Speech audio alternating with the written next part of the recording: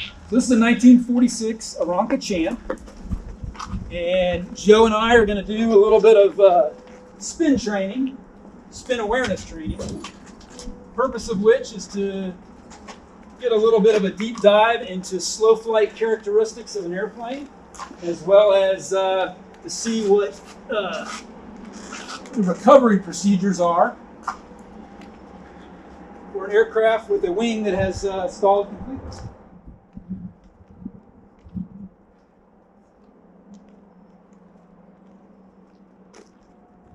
This plane is painted like an L-16D. It's actually a Aranca 7 CCM Champ. It's a 7AC that's been converted to a CCM.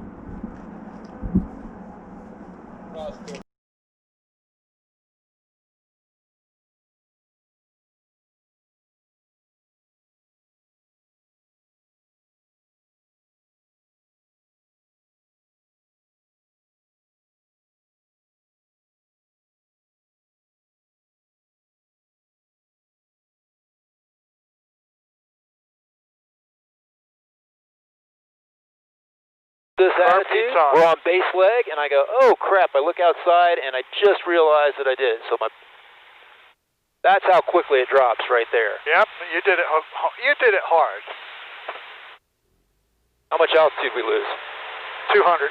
Yeah, so about 200 feet. That was a much more rapid drop of the wing, so it stalled a lot quicker because I was pulling the stick back. I wasn't letting the airspeed increase.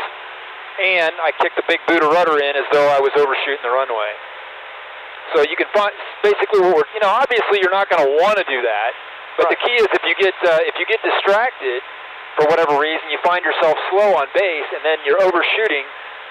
Like it or not, that's the maneuver that has killed more pilots than any other thing, and it's not intentional, obviously. It's that they don't realize they get slow. Maybe they got some overshooting winds.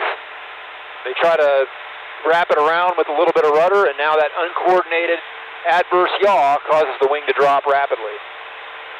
And we can catch it pretty quick in this airplane, and that incipient spin that starts, really relaxing the backstick pressure is about all I had to do. There you go. Whenever you're climbing, you want to minimize your angle bang. I'm at 4,000. Okay. All right, so powered idle. Hold your altitude. Hold your altitude. Hold your altitude. Hold your altitude. Look out your left window. Cranking a bunch of rudder. Hold your altitude, though. That's the drop we're looking for right there. Yep. And we relax the backstick. Start pulling up. Pull up, pull up, pull up. Minimize your altitude loss. There you go. 200. Carburetor heat in. Power up. Remember, it goes from a nose low recovery to a nose high recovery. As soon as the nose high comes in, or as soon as you get the nose back to the horizon, you've got to get power back on the airplane.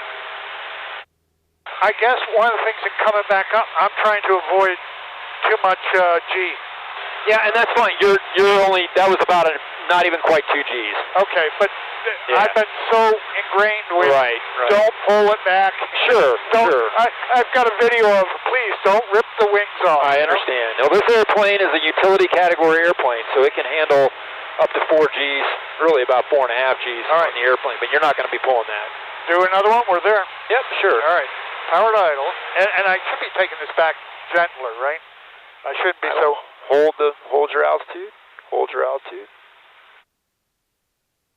All right. We good? Yep. And as soon as you recognize the stall, recover. Okay, recover, minimize your altitude loss.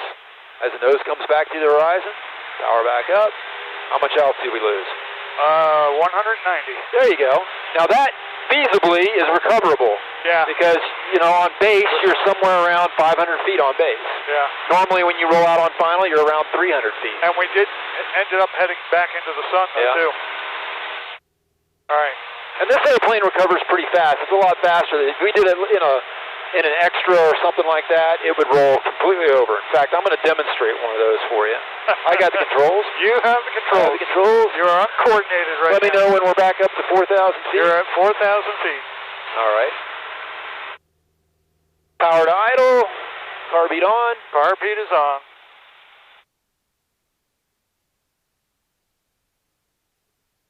All right, we recognize it. We pull up.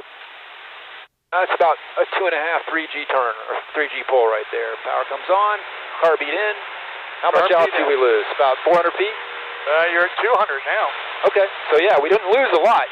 Even with a complete rollover, if we recognize it and recover by relaxing all backstick pressure and a little bit of opposite rudder, the airplane will recover fairly quickly. Yeah, I'm not putting much rudder, if any, in when I did that recovery. It was more of the stick. Yep, and that's because you're in an incipient spin. It doesn't take full recovery. Now, we're going to do one more, and this is going to be a fully developed spin. Okay. And I'm going to head back a little bit towards the, we're kind of getting to the too far to the east here. Blowing to the east. I don't want to get too close to Cap Cities. No, we're pretty far. Yeah, you got Bermudian right in front of you. Good. Yeah. All right, you're at 4,000 feet, carpeet's off. Yep. I'm just going to drive a little bit to the west here, get back over the top of Bermudian, and then we're going to do a fully developed spin. And I'll show you the difference with a fully developed spin. Okay.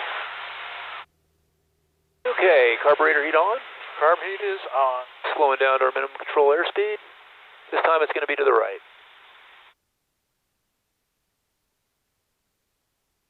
1, 2, 3. Now it's going to take forward stick, opposite rudder, and more of a pull to recover.